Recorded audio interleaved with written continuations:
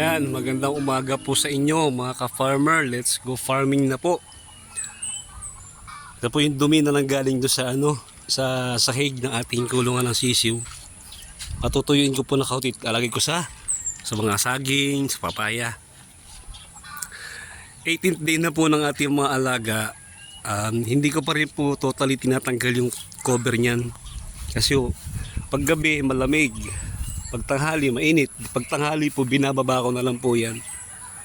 Titignan nyo rin po kasi yung kondisyon ng sisiw kung kaya na nila yung lamig. Pag nakita nyo merong parang ang balahibo ay tumatayo-tayo, ay medyo nalalamigan po sila. Pero yung age po nila na yan, yung edad po nila na yan, halos kaya na po nila yung lamig. Pero iba pa rin yung gradual, dahan-dahan natin introduce sila sa open air. Pag gantong age din po, kailangan tama na rin yung ventilasyon nila. Ayan na po sila. Napuno na po nila halos yung kalahati ng ating kulungan.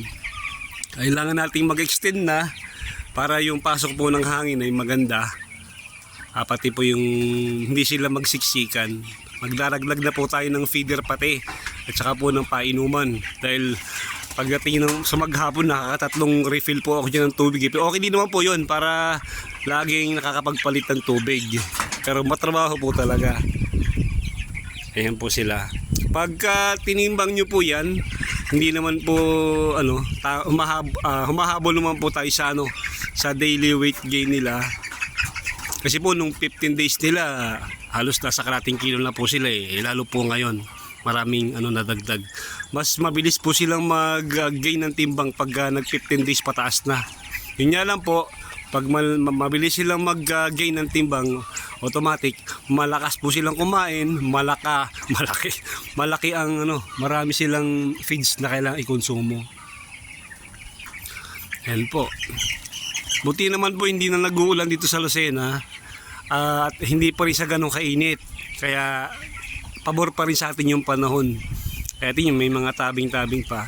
Pero pag tumungtong po yun ng mga 20 days pataas, medyo magbabawas-bawas na po tayo ng kasi malalaki na po sila nun Doon sila mo po magiging prone sa stroke. Buti na lang po talaga nagprevention tayo. Salamat po sa nag-advise sa atin, yung ating kaibigan na taga Santa Rosa, yung pinaka nagmamanage po ng tunnel vent doon. Nakakuha tayo sa kanilang magandang impormasyon.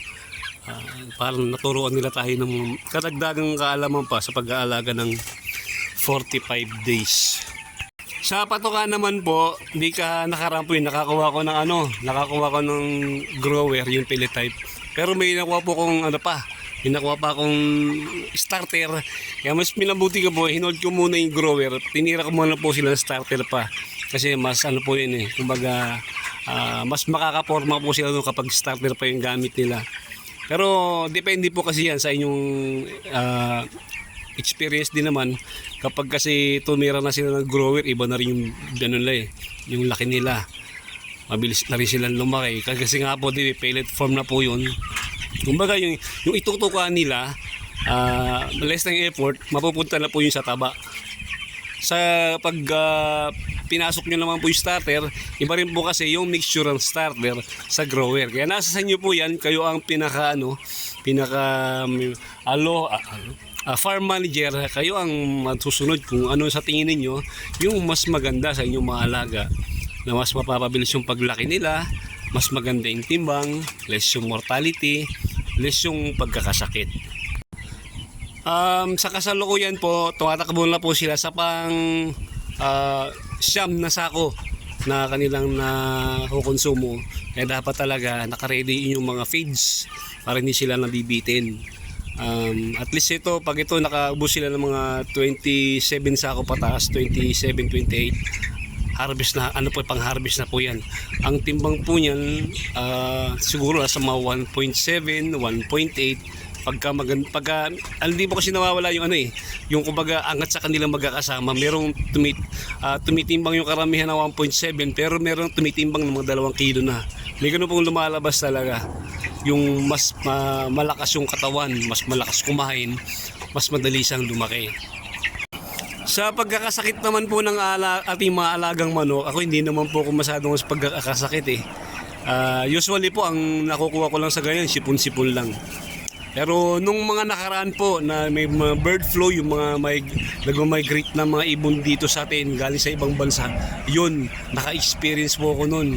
Talagang dalawang batch po ng aking kinarga talagang tinamaan. Doon po ako nagsimulang maging aware pagdating sa pag-disinfect, pag-aayos ng paglilinis ng kulungan kasi nagkarga po ako noong una, hindi ko na disinfect na maayos. Pangalawang isunod na karga ko po, tinamaan pa rin. Halos dalawang harvest po ako nalugi. Kaya minsan yung mga ganong experience magtuturo sa atin mag-ingat. Matututo sa atin yung mga bagay na dapat natin gawin para hindi na maulit. Hopefully po mga 28 days nila, 29th day nila, pwede na tayong magbawas ng sa kanila para medyo lumuwag-luwag tsaka medyo makabawi-bawi tayo sa ating pinuhunan sa kanila. Tsaga-tsaga lang po talaga mga ka-farmer, talagang kakain to ng malaking oras sa pag-aasikaso sa kanila, pero ang kapalit naman po na yung magandang kita. Kaya kung gusto nyo mag-alaga o mag-testing po ng pagpo 45 days, ngayon yung tamang panahon, kagaya ng klima, hindi mainit, hindi masyadong mainit pa, tapos patapos na po yung lamig, hindi nag-uulan, magiging mas madali po sa inyo para subukan nyo ganito pag-aalaga ng 45 days. At yung pagkalugi, medyo malayo kayo, medyo malayo-layo po kayo sa pagkalugi. Maraming salamat po. Paki-subscribe naman po yung ating YouTube channel, paki-like naman po yung video. Maraming salamat po sa inyo. Happy farming po, mabuhay po kayong lahat.